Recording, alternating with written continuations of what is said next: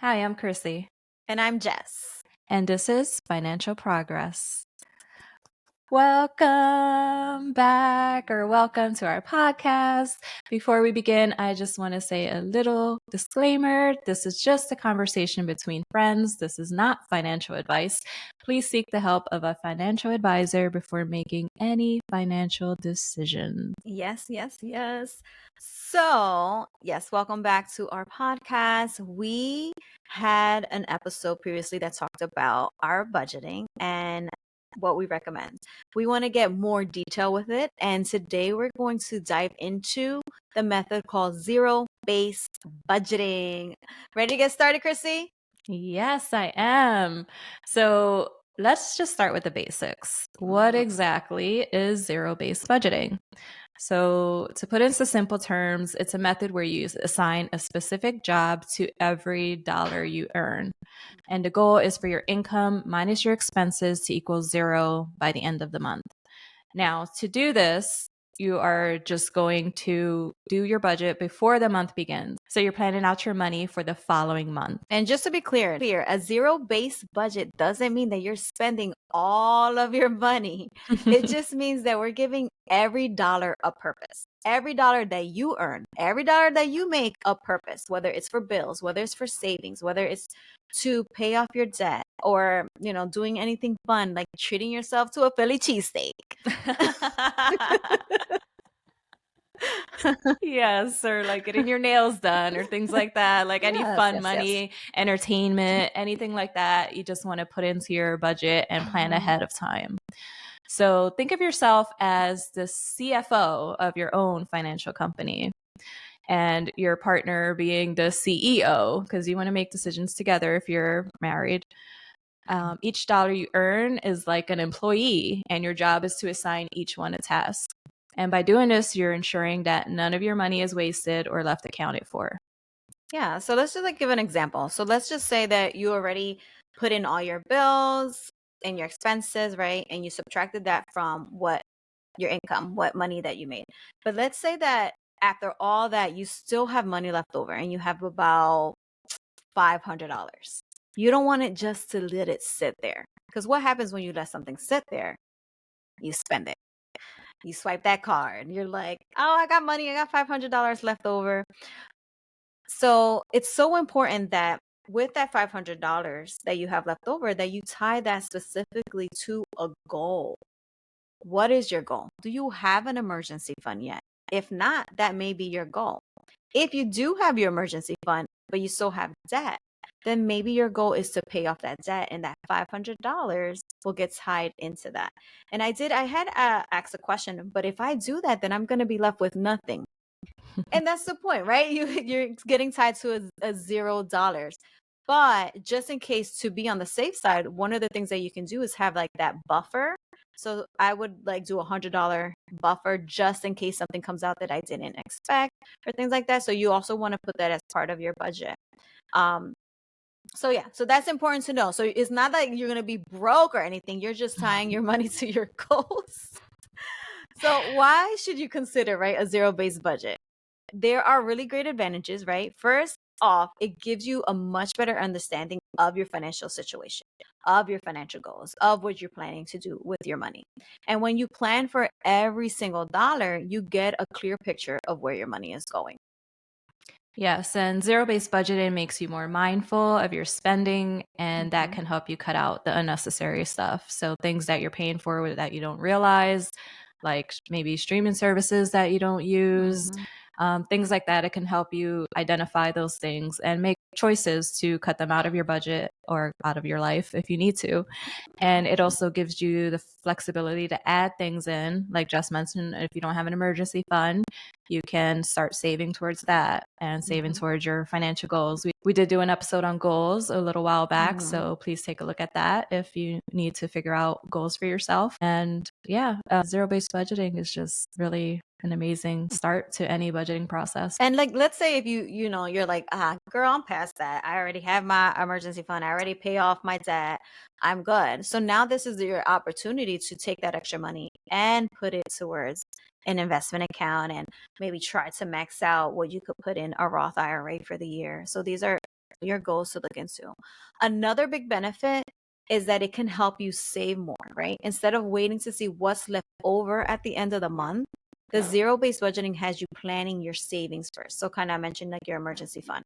It's like paying yourself first before you doing anything else. Yes, and it's super customizable. Unlike other methods that give you strict guidelines, zero-based budgeting lets you set the rules. So you can adjust your budget as your income, your needs, and your wants change.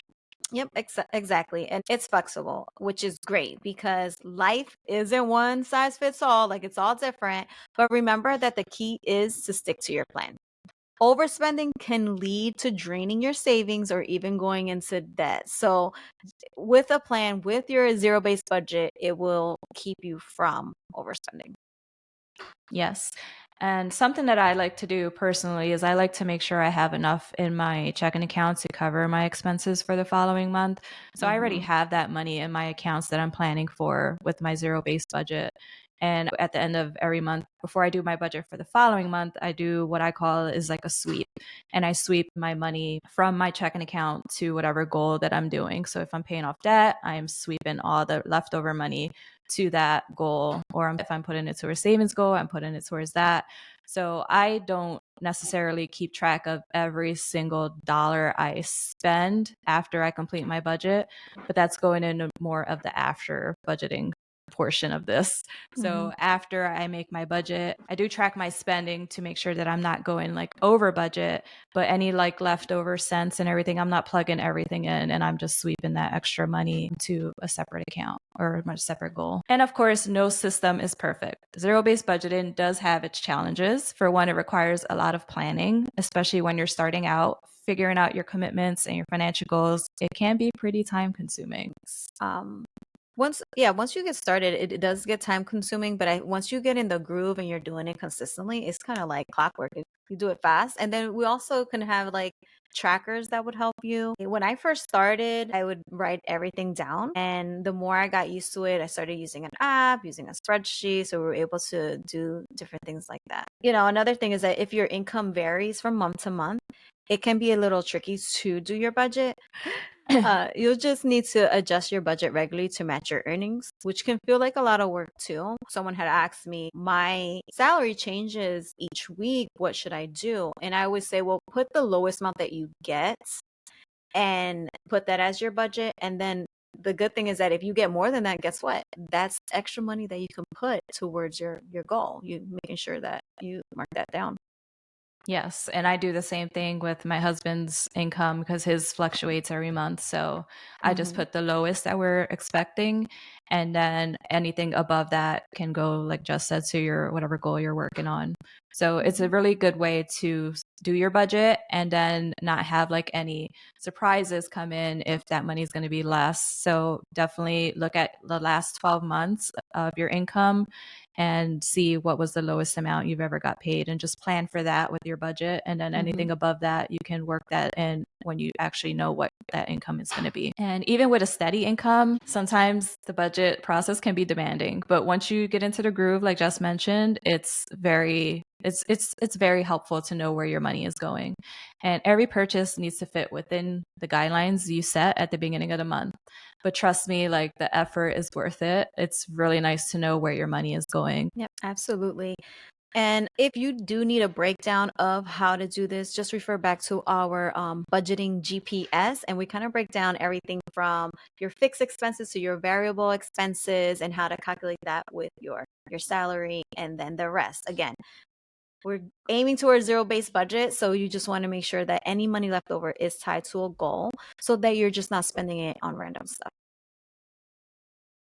So while you plug in all your numbers, you might end up with a negative number. And that means that you're planning to spend more than you earn. So in that case, you'll have to cut back on non essential expenses. If you have a positive number, that's great. You've got extra money to allocate to savings and other goals. So tracking your spending throughout the month is very crucial. Compare your actual spending to your budget and adjust as needed. If you find yourself consistently overspending in certain categories, considering using the cash envelope system. This is something that personally helped me out in the beginning. I think I had about 20 envelopes. And what you would do is when you get paid, obviously after you do your budget, then when you get paid, you would withdraw that money and you will tie the exact amount to each category. So let's, for example, groceries. At that time, I was spending $25 per person per week. There's 5 of us. So that was $125. Since we got paid every 2 weeks, it would have been $250. I would withdraw the $250, put it in a grocery envelope, and that's what I would take to go shopping. And I made sure that I wouldn't pass that $250. If I did, I had to put something back. It may have been embarrassing, but honestly, it wasn't in the budget. So that was the proper way to do that. If I went under, then I would just leave that money in there maybe for the next pay cycle, if that makes sense. So withdraw your cash for those categories, and once it's gone, it's gone. Like, don't be getting money from somewhere else to try to put in those envelopes. No, just specifically put that amount that you need and make sure that you do not overspend. So the envelope system is very helpful. And it also, when I first began my money journey, that was something that I also did as well. I don't do it anymore. I try to make sure that my money is just in my bank accounts. But definitely, if you do have trouble with overspending, then I would definitely use the envelope method because it really helps to keep you on track and make sure you're not overspending if you have difficulty tracking your expenses. So zero-based budgeting also means revisiting your budget regularly. Life happens and not every expense is predictable. Adjust your budget each month based on what you learned the previous month. So you're always building on your knowledge and what you learned. So if you're finding that, okay, this $125 a week isn't enough to sustain our family anymore, grocery prices have went up, then you need to add that in your budget and move that maybe to $150 a week. So also just keep learning from your spending habits and just the cost of living that sometimes is unpredictable. I also wanted to add, I probably until recently I stopped using the envelopes, and I probably had decreased a lot because I realized that a lot of the things that I was putting in my envelopes was things that I was starting to use digitally. So instead of withdrawing money, I would specifically just do sinking fund accounts in the bank account. But I know a lot of bank accounts will allow you to open several savings account, and then you could just continue putting it in there. I personally use Capital One 360. They allow you to have up to 20 savings accounts, and you can just separate them for specific items. So that's what I specifically use now for sinking funds. I don't have a ton anymore, but it'll just automatically go into that account. And if I ever need it, then I'll just withdraw it back out. So it works really well. I love it. And just remember that the best budget is one that helps you make progress on your financial goals and that you can stick to. Definitely true. So Jess, who do you think zero-based budgeting is best for? Oh, that's easy. It's great for anyone who wants to gain control over their finances. People with regular, reliable incomes will find it easiest, but even those with variable incomes can benefit from the discipline and planning that it requires. Absolutely. So it's all about finding a method that works best for you and being able to stick to it, right? Because something that works for someone else might not necessarily work for you. So you have to find what works best for you and what you're able to stick to, because if you can't stick to it, it's not helping you. You have to find something else. So if you want to do your budget on paper, if you want to do it in an app, if you want to do it in a spreadsheet, none of that is wrong. You have to find what works best for you and stick to that. So zero-based budgeting can be a game changer if you're willing to put in the effort. And if you need assistance with some ideas of maybe where to start, there are budget templates out there, to handwrite them. That's a wrap for zero-based budgeting. So we hope that this has helped you understand it a little bit better. If you have any questions, always feel free to comment and let us know. I hope that this was helpful and inspiring, and know that it is not impossible and that budgeting creates freedom. Definitely. I couldn't agree with you more. It gives you that ability to reach your goals and to plan for them. And it gives you that, permission to spend this money that you set aside and plan for. So definitely very helpful. And it's something that I started Love it. Will not stop doing it.